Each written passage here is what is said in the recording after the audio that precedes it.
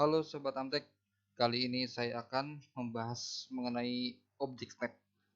Objek snap secara bahasa mudahnya ya kita anggap sebagai magnet kita dalam menggambar, karena gambar teknik itu gambar pasti ya. Jadi kalau kita menarik garis dari ujung harus tepat dari ujung, apalagi dalam kita proses pengukurannya. Dari tengah harus dari tengah, dari tengah lingkaran harus dari tengah lingkaran. Nah, yang akan saya bahas di sini yang umumnya sering dipakai, dari mulai dari endpoint, midpoint, center, geometric center, node, quadrant, intersection, insertion, perpendicular, dan nearest. Ya, nah perlu kita garis bawahi, kalau kita aktifkan semua, uh, mempengaruhi kinerja RAM ya. Jadi kalau mau kita aktifkan semua, kita harus lihat spek komputer atau laptop kita, RAM-nya sebesar apa, kecepatan pembacaan grafiknya secepat apa. Jadi disesuaikan ya dengan spek komputer kita. Jadi kita mulai aja, kita bahas ya. Saya mulai dari drawing ini yang sudah saya siapkan bahannya. Jadi untuk mengecek atau mengaktifkan apa-apa yang mau kita aktifkan objek stepnya, kita bisa masukkan perintah OS, enter, kemudian keluar tempel seperti tadi ya, OS, enter. Nah, di sini saya akan dimulai dari objek snap endpoint. Dimulai dari objek endpoint. Jadi misalkan saya punya satu garis seperti ini yang sudah saya siapkan, saya menarik atau mengeluarkan objek snap endpoint, maka harus kita masukkan perintah. Misalkan saya menarik garis dari ujung sini ya, misalkan saya menarik garis, L enter. Nah, jadi kalau ini sudah keluar si objek stepnya yang hijau-hijau ini atau kuning ini langsung klik aja ya, nggak usah di zoom nggak usah, yang penting dia udah keluar magnetnya, objek stepnya langsung klik aja, maka dia sudah pasti di ujung gitu. Tapi kalau kita misalkan narik garis dari ujung sini, tanpa objek snap, maka dikira-kira jatuhnya. Nah seperti ini, objek snap nggak aktif ya, jadi kira-kira ya kurang lebih saya terusin klik. Tapi kalau kita zoom dia nggak kena. Kalau gambar seperti ini berarti akan mempengaruhi dalam pengukuran nantinya ya. Jadi endpoint fungsinya untuk menarik atau menentukan titik dari ujung garis atau ujung satu objek. L enter, mengaktifkan cukup tekan F3. Nah seperti ini ya. Jadi harus di dalam pengaruh suatu perintah, kalau enggak dia nggak akan keluar si objek stepnya. Kemudian ada midpoint untuk mengeluarkan titik tengah-tengah satu objek kecuali lingkaran elips. Nah, ini midpoint segitiga, tinggal tarik saja. Nah, seperti ini ya. Nah, kita perhatikan garis yang kiri sama kanan beda panjangnya. Saya ambil L enter mid, maka dia akan miring ya. Nah, karena diambil adalah midpoint dari garis tersebut. Nah, midpoint ini saya ulangi tidak berlaku untuk center dan elips. Kemudian ada center yang tadi baru saya sebutkan, berfungsi hanya untuk lingkaran dan elips. Misalkan seperti ini, sama tetap harus di bawah satu perintah, sama perintah lain. Nah ini ya yang keluar center. Kalau misalkan kita mulai lain, nah di nggak ada ya, berarti kursornya kita keluarkan, kita dekatkan dengan, nah seperti ini, kita tempelkan. Jadi setelah keluar plus baru kita klik, dia akan keluar si center pointnya.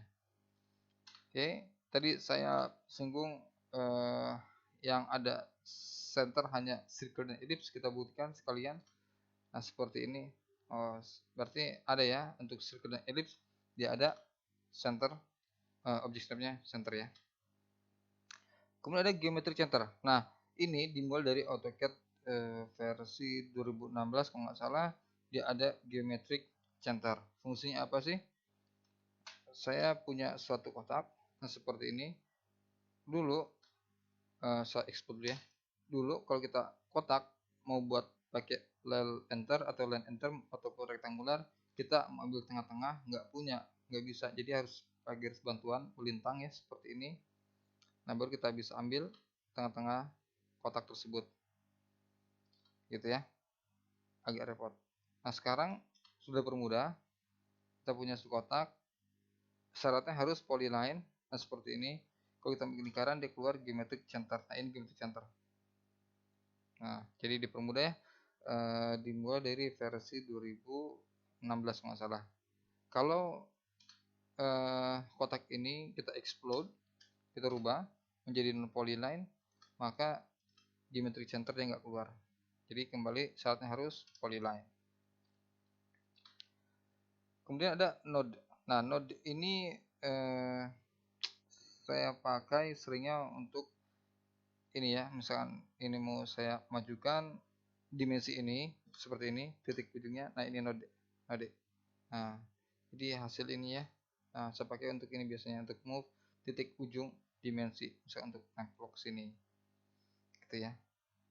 Atau saya punya garis. Saya udah bahas juga cara membagi rata, membagi jarak dengan rata ya. Saya bagi dulu.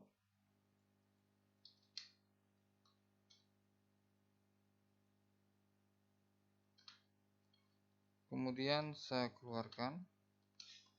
Nah, saya mau kasih circle. Nah, ini yang dipakai atau yang keluar kita pakai node. Gitu ya. Nah, node. Jadi node bisa kita pakai atau saya pakai biasanya untuk menentukan titik ujung dimensi dan hasil dari pembagian tadi perintah divide atau divide ya.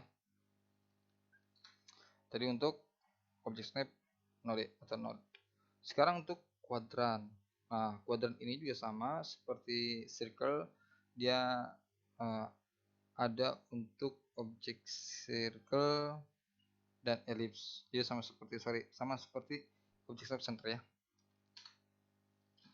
Kuadran ya tadi ya. Oke, kuadran.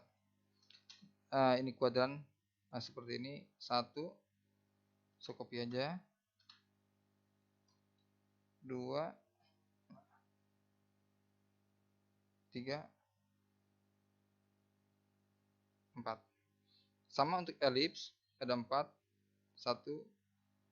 2. 3. 4. Ya. Jadi untuk circle dan ellipse dia punya center dan center dan kuadran. Di objek lain dia nggak punya ya. Nah, jadi kalau kita ukur circle dan ellipse, yang diambil adalah kuadran. Kuadran saya ambil dari kiri kuadran ke kuadran yang kanan. Betul pun yang vertikal sama ya. Kemudian ada intersection. Nah, intersection ini perpotongan ya. Jadi misalkan saya punya garis seperti ini. Ini saya asal. Saya mau ambil di titik perpotongan ini. Nah, ini intersection. Saya keluar. Kadang endpoint sendiri dibacanya adalah intersection. Nggak masalah. Nah, ini untuk yang objek garisnya. Nah, bagaimana kalau objek yang berbentuk lingkaran seperti ini? Sama, dia punya intersection. Nah, dia punya juga sama. Yang paling penting pada saat kita menarik objek snap atau membuat satu objek dari penumpukan objek, di zoom, takutnya salah klik ya, di zoom. Itu untuk intersection. Kemudian ada insertion. Nah, insertion ini dipakai untuk teks atau blok-blokan juga bisa ya. Nanti saya bahas misal blok-blokan. Intinya ini untuk teks dan blok-blokan yang sering saya pakai. Misal kita punya tulisan objek step ini. Nah, perhatikan di sini. Nah, ini nih. Nah, insert. Kalau kita dekatkan dia hilang. Jadi kalau kita mau move atau memindahkan suatu bentuk atau tulisan teks, nggak usah ditempelin, kalau udah keluar ya sudah. Nah, seperti ini misalkan.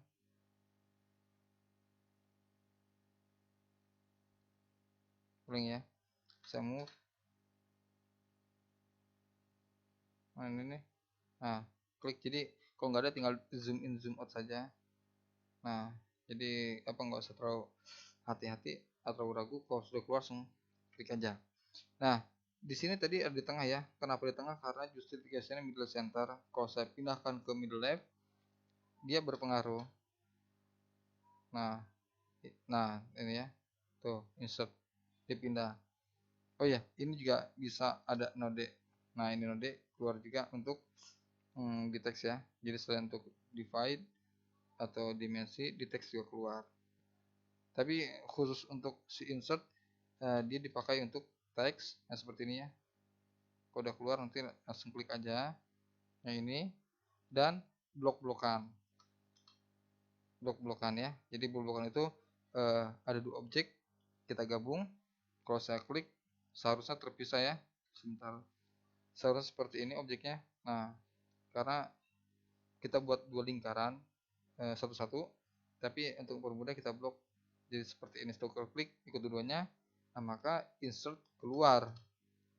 Nah, di sini ya, selain center yang di pusat center, dan insert juga keluar. Ini keluar ya. Nah, ini insert. Jadi bisa dipakai untuk teks dan untuk circle ya. Blok-blokan. Bentuk apapun bisa. Dia akan keluar object snap insert. Kemudian ada perpendikular. Perpendikular itu garis lurus ya, garis lurus. Contoh seperti ini, kalau kita ambil tarik tadi, saya hapus dulu biar nggak bingung. Saya ambil ini, kita punya 2 garis yang kiri dan kanan beda panjang. Saya ambil dari mid ke mid, maka dia akan miring. Tapi kalau saya butuh garis tegak lurus, maka kita mulai dari awalnya n atau nearest, kemudian targetnya perpendikular object step-nya. Ulangi, ya ini saya ambil nearest atau dari endpoint tegak lurus perpendikular. Jadi perpendikular itu garis untuk garis tegak lurus atau membuat objek tegak lurus atau bidang tegak lurus ya. Awalnya boleh nearest, boleh endpoint, boleh midpoint sesuai dengan kebutuhan.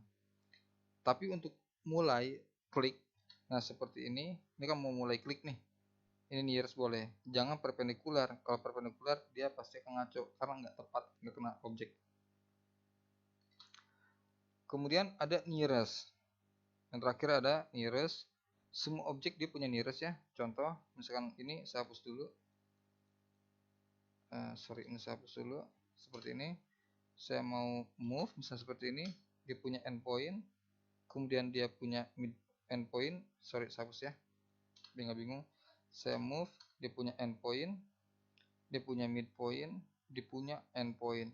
Nah, dari endpoint ke midpoint adalah nearest. Semuanya adalah nearest. Dari midpoint ke endpoint semuanya adalah nearest. Sama yang sebelah kanan juga. Bagaimana bentuk lingkaran? Sama. Dia ada kuadran. Setiap lingkaran dia punya kuadran. Maka dari kuadran ke kuadran berikutnya adalah nearest. Nearest semuanya. Kemudian dia ketemu perpotongan. Maka dia ada endpoint atau intersection. Di nearest lagi endpoint. Dan seterusnya. Bagaimana dengan kotak? Sama. Kotak sama endpoint atau node. Kenapa kebaca node? Karena dimensi ya. Nearest, kemudian midpoint, nearest lagi, midpoint, endpoint lagi atau node. Gitu ya. Nah, jadi salah satu trik menggambar cepat adalah maksimalkan object snap. Seperti di web saya yang saya bahas mengenai masalah object snap di www.amtekdraftingcourse.com, itu saya bahas salah satu trik menggambar cepat adalah maksimalkan penggunaan objek snap. Selain itu maksimalkan zoom in zoom out kursor kita ya. Jadi jangan malas untuk zoom in zoom out. Oke, sampai di sini tutorial objek snap. Nanti saya akan bahas mengenai blok-blokan ya.